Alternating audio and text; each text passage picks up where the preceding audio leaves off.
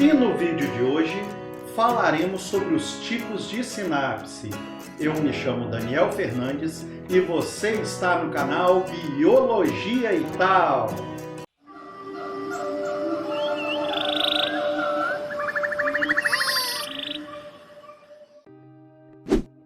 Olá pessoal, tudo bem com vocês? E hoje daremos continuidade às nossas aulas sobre o tecido nervoso. Hoje nós estaremos falando sobre os tipos de sinapse, mas antes de darmos continuidade a este vídeo, eu vou te pedir para deixar aquele like para fortalecer o canal e se você ainda não é inscrito, já aproveita e se inscreve. Sabe por quê? Toda semana eu dou continuidade a essas aulas aqui e eu tenho certeza que você não vai querer perder nenhuma aula. Então, vamos lá? É o seguinte, quando nós falamos de sinapses, nós imaginamos que ocorrem apenas sinapses elétricas dentro do nosso cérebro, mas isso não é verdade. Nós temos dois tipos de sinapse. Nós vamos ter as sinapses elétricas, que nós tanto falamos aí, tanto no ensino médio quanto no fundamental, tá certo? Que são sinapses onde nós vamos ter encontro, então, dos neurônios e esse potencial de ação vai passar direto de um neurônio para o outro. E nós vamos ter também as sinapses químicas, tá? Nesse caso, vão haver estímulos das vesículas que estão cheias de neurotransmissores. Nesse caso, um neurônio não vai se encostar no outro, então nós vamos ter uma fenda entre eles. Nessa fenda, nós vamos ter liberação de vesículas e essas vesículas vão liberar os neurotransmissores, que vão estimular o próximo neurônio e assim vai dar continuidade, prosseguimento ao estímulo, belezinha?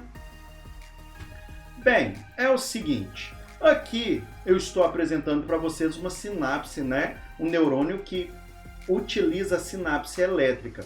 Nós temos então um potencial elétrico que vem aí em um neurônio e vai passar diretamente para o outro a partir da junção comunicante, tá certo? Então esse estímulo ele vai passar direto de um neurônio para o outro, mas esses neurônios estão encostados, tá certo? E nós temos também a sinapse química, que é esse tipo de sinapse, onde nós vamos ter envolvidos, então, as vesículas que estão cheias de neurotransmissores. Neurotransmissores, gente, são substâncias químicas que vão desencadear um potencial de ação na membrana do neurônio, fazendo com que o estímulo prossiga para os outros neurônios. Beleza? Bem, pessoal, e nós vamos ter alguns tipos específicos de contato sináptico, tá certo?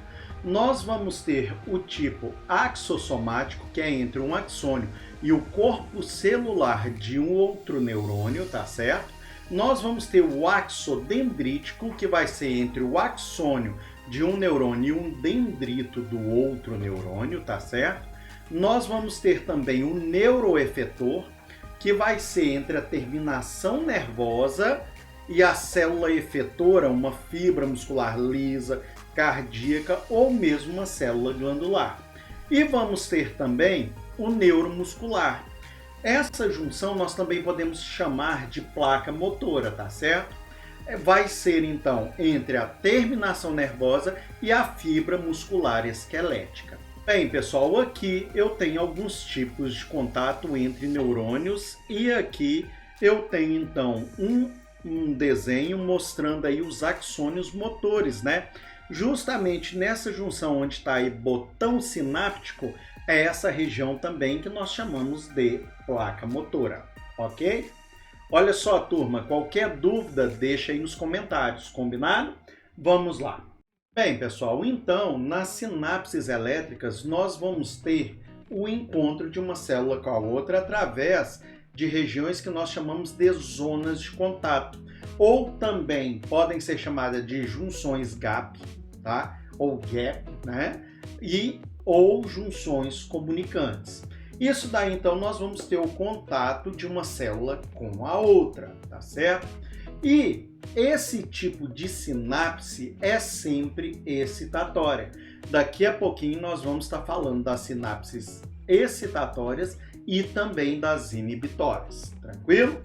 Olha só, esse tipo de sinapse é mais rápida, tá? São bidirecionais, então eu tenho ela num sentido e no outro sentido, voltando, ou seja, uma mão, né? Via dupla, aliás, né? Então vai e volta, tá certo? E nos seres humanos elas estão presentes em algumas regiões do nosso sistema nervoso central. Tranquilinho? Olha só, gente, aqui eu tenho uma imagem microscópica mostrando essa junção GAP. E na imagem B eu tenho a face, então é como se tivesse separado essa célula e feito então uma visão, uma imagem do microscópio da face dela. Tranquilo? Esses buraquinhos aí é onde acontece esse encontro entre as células. Beleza? Bem, aqui, gente, nós vamos começar a falar de outro tipo de sinapse. Nesse caso, nós vamos falar sobre as sinapses químicas. Percebam que nós temos aqui uma imagem mostrando o neurônio pré-sináptico e o pós-sináptico. E nós temos aí, então, algumas vesículas sinápticas e também alguns receptores. Então, a partir daqui, nós vamos estar falando dos neurotransmissores, certo? Olha só, gente, é o seguinte, as sinapses químicas, elas vão ocorrer aí com a liberação dessas vesículas que estão cheias de neurotransmissores. Nesse caso aqui, os neurônios não vão estar encostando no outro. Nós vamos ter uma fenda entre eles, então um pequenino espaço entre eles, tá certo? Então vai chegar o estímulo, né? Então essa porção de cima é a porção terminal do axônio de um neurônio pré-sináptico. Beleza? Então, vem o estímulo aí, chega nessa região. Com isso, gente, olha só o que vai acontecer. Nós vamos ter, então, um estímulo, vamos ter aí uma entrada do cálcio, que daqui a pouco eu vou explicar mais a fundo sobre ele, tá certo? E vamos ter, então, a liberação dessas vesículas nesse espaço entre os neurônios, e esse espaço se chama fenda sináptica, certo? Agora, eu vou ter também a região da próxima membrana, que nós chamamos de membrana pós-sináptica.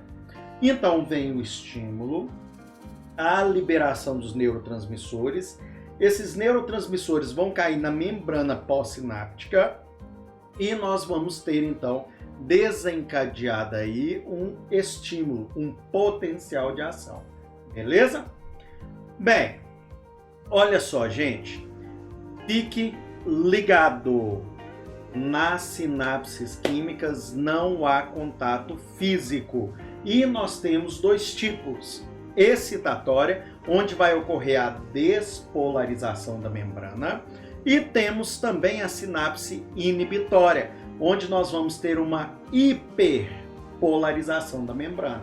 Anota isso aí, viu, galera? Bem, aqui eu tenho outra imagem mostrando aí então um neurônio e mostrando aí, ó, a direção do impulso nervoso. Nós temos várias vesículas com neurotransmissores, né? Mostrando aí a membrana do axônio, a fenda sináptica e mostrando os canais iônicos. Vou explicar para vocês. Olha só, gente, dá um pausa aí. Hora que terminar aqui, nós temos três textos aqui. Seria interessante você parar e anotar, tá certo? Olha só. Os botões sinápticos contêm vesículas membranosas. Essas vesículas são produzidas pelo complexo de Golgi, que vai estar presente no corpo celular. Isso daí vai estar repleto de neurotransmissores. Nós temos diversos tipos de neurotransmissores, tá certo? Nós vamos ter alguns excitatórios e vamos ter também alguns inibidores. Nós temos acetilcolina, noradrenalina e epinefrina, por exemplo, tá? Isso daqui são apenas alguns exemplos de neurotransmissores. Na próxima etapa, olha só, quando o impulso nervoso chega, aí escrito impulso nervoso, com a direção desse impulso, né? nesses botões sinápticos, gente, nós vamos ter a entrada do cálcio. Aí você vem me perguntar, né? Porque é o seguinte, quando você pergunta para aluno de ensino médio, geralmente, tá? Não todos, tá certo? Você fala assim, qual que é a função do cálcio no corpo, né? Onde que você encontra cálcio? Nos ossos, nos dentes. Pronto, acabou. É desse jeito que fala, mas não é bem assim. O cálcio é muito importante para os ossos, né? Para os dentes, para a coagulação sanguínea e também para os impulsos nervosos. Então observa, a entrada dos íons cálcio, esses íons cálcios vão fazer com que essas vesículas cheias de neurotransmissores, tá, se fundam com a membrana do axônio e libere esses neurotransmissores na fenda sináptica. Beleza até aqui? Olha só, os neurotransmissores, gente, eles vão se ligar aos receptores específicos dele. Quando isso acontecer, tá, ali a membrana da célula vizinha, nós vamos ter aí um estímulo, tá certo? Agora vamos entender mais. A partir daí, gente, nós podemos ter uma excitação ou uma inibição. Olha só. Então, desta forma, pode ocorrer um novo impulso nervoso. E esse impulso nervoso ele vai se propagar pela célula, tá? Até chegar no final dessa célula e passar para o próximo, tá? Olha só, se for uma célula muscular, nós teremos uma contração muscular. Nós entendemos aí nas aulas anteriores, vocês assistiram a aula em que eu falei sobre tecido muscular? Não? Se você não assistiu essa aula, eu vou estar deixando aqui de lado, ó, um link para você ser redirecionado para essa aula e estar assistindo essa aula também, que ela é muito importante, ok? Vamos lá. Aqui, gente, eu tenho para apresentar para vocês sinapses excitatórias e também inibitórias. Observem aqui, a sinapse excitatória, ela vai facilitar o potencial de ação. Isso mesmo, a excitatória ela vai facilitar com que ocorra o potencial de ação.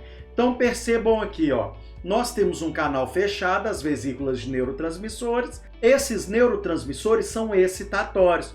Quando eles são liberados na fenda sináptica, eles vão para os seus respectivos receptores e a partir daí nós temos uma facilitação do potencial de ação.